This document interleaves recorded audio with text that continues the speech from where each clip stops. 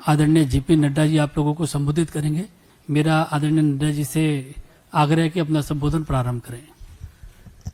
मित्रों, ये जो स्टूडेंट्स की डिमांड है, जिस विषय पर उन्होंने मुद्दे उठाए हैं पेपर लीक का, सबसे पहले तो मेरा आग्रह है कि हमें इसका राजनीतिकरण नहीं करना चाहिए और इसमें से राजनीतिक लाभ लेना उचित नहीं है। यह एक गहन समस्या है और इस समस्या का गहनता के साथ चर्चा होने की आवश्यकता रहती है। मैं यहाँ यह भी कहना चाहता हूँ, भारत की संसद में विपक्ष के नेता श्रीमान राहुल गांधी जी ने एक प्रस्तुतिकरण दिया और उस प्रस्तुतिकरण में उन्होंने लगभग 150 पेपर लीक के बारे में उन्होंने चर्चा की। ये जांच का विषय है और सरकार एक जिम्मेवार सरकार है, इसलिए निश्चित रूप से हर एक बात का जवाब जांच के साथ साथ जनता के सामने, देश के सामने दूध का दूध और पानी का पानी रखेगी। लेकिन मैं ये ज़रूर कहना चाहता हूँ कि जो सरसरी तौर पर मुझे ध्यान में आया है, जो मैंने पेन डाउन किया है, वो आपके साथ मैं ज़रूर चर्चा करूँगा।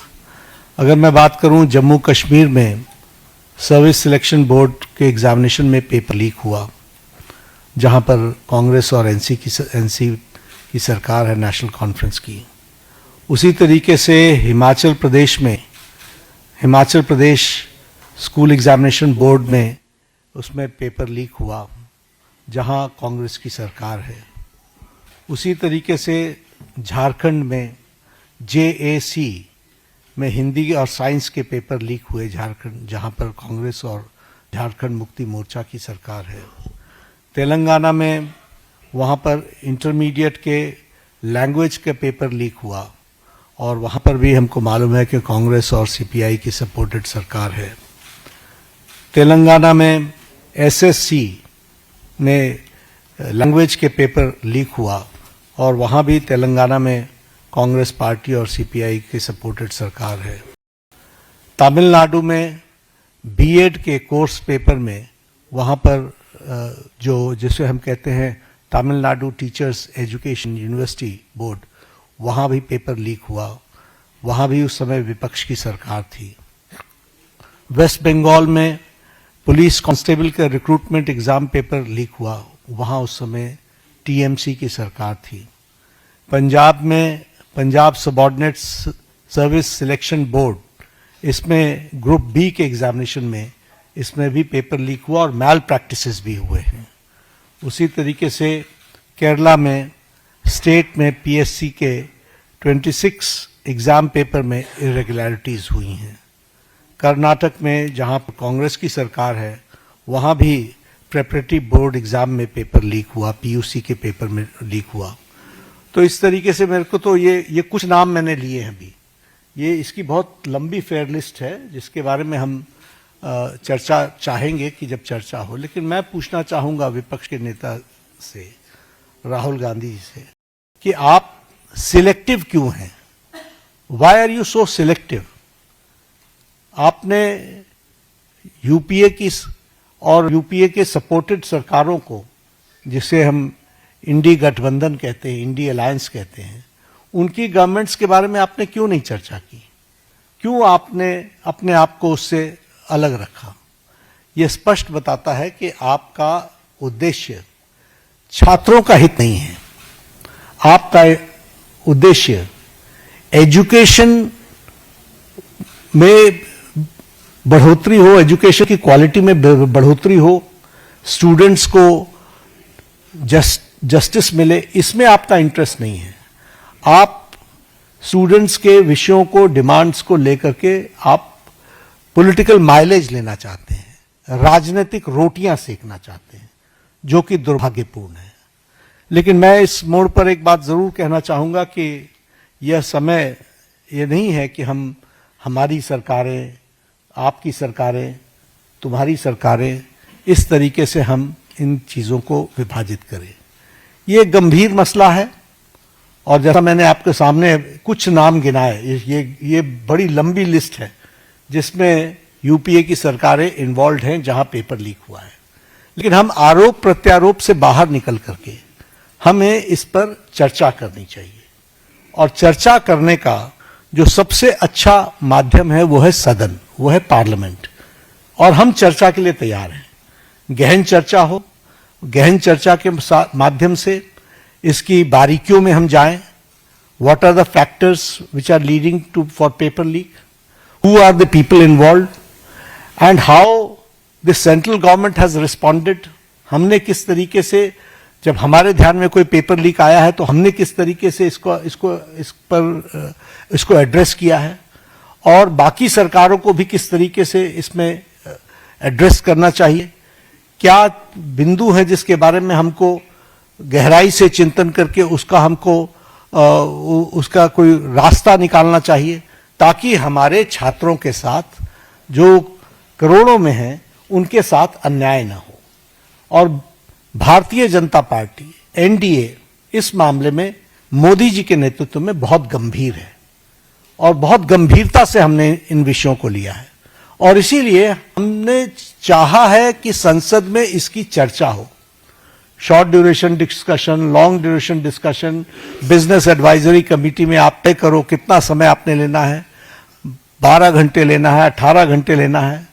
राज्यसभा में मैं लीडर ऑफ द हाउस के नाते मैंने हमेशा इस बात को माना है कि जो विपक्ष जितने आवर्स तय करे, हम चर्चा के लिए तैयार हैं, सरकार चर्चा के लिए तैयार है, और विपक्ष को इस बात को ध्यान में लेकर के उसे गोल पोस्ट नहीं चेंज करना चाहिए। हम आरोप नहीं लगा रहे हैं, आरोप प्रत्यारोप नहीं होना चाहिए।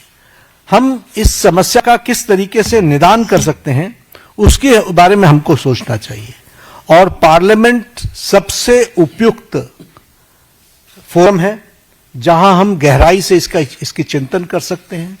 ड्यूरेशन विपक्ष तय करे, और उसमें हर एक एस्पेक्ट्स के बारे में चर्चा हो, और हम कोई ठोस नीति लेकर के आए, क्योंकि बच्चे कोई हमारे हैं, आपके हैं, वो देश के भविष्य हैं, और देश के भविष्य की चिंता करना हमारी जिम्मेवारी है, और हमारी जिम्मेवारी में सरकार के साथ साथ विपक्ष की जिम्मेवारी भी है।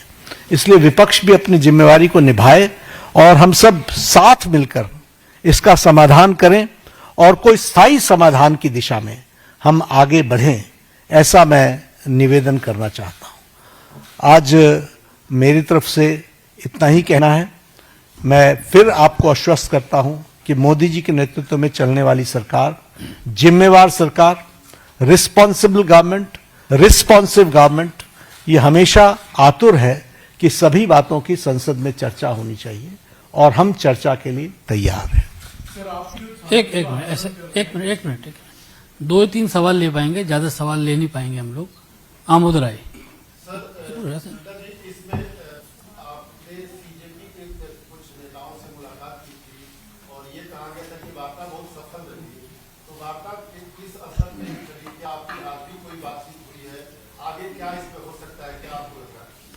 वार्ता बहुत सौहार्दपूर्ण वातावरण में हुई। उनकी बातें हमने बहुत शांति से सुनी। उनको मैंने ये भी कहा कि आप लिख करके देंगे तो अच्छा रहेगा।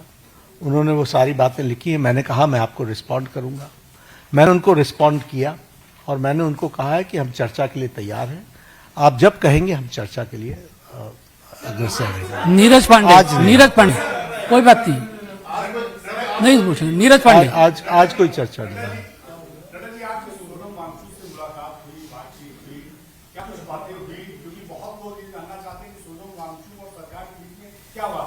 नहीं, हम तो उनका हालचाल पूछने गए। उनकी शिफ्टिंग हुई सफदरजंग से, हम वो मेदांता में पहुंचे।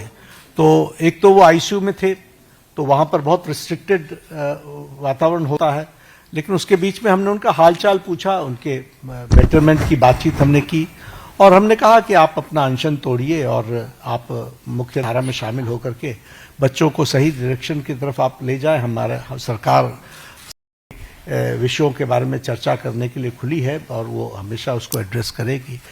तो उन्होंने कहा ठीक है, हम इस पर आपको आई विल रिस्पॉन्ड बैक। आज उन्होंने पत्र लिखा है मुझे, ओपन लेटर लिखा है। हम उस पर जवाब देंगे और जवाब दे करके वार्ता आगे बढ़े, इसकी हम चिंता करेंगे। जतिन ठक्कर, आपने कहा कि ये रिस्पॉन्सिव सरकार है, ये आपने शुरू किया था, ये आपने शुरू किया। को पुलिस कार्रवाई हुई बच्चों पर, उस पर आप क्या कहेंगे? उसकी गहन चर्चा होगी ना, पार्लियामेंट में चर्चा होगी, डिटेल में हम चर्चा करने के लिए तैयार हैं। जब हमने कह दिया everything related to paper leak, we are ready to discuss on the forum of the parliament, will discuss. चलिए हम आपने शुरू एक किया एक सवाल कीजिए।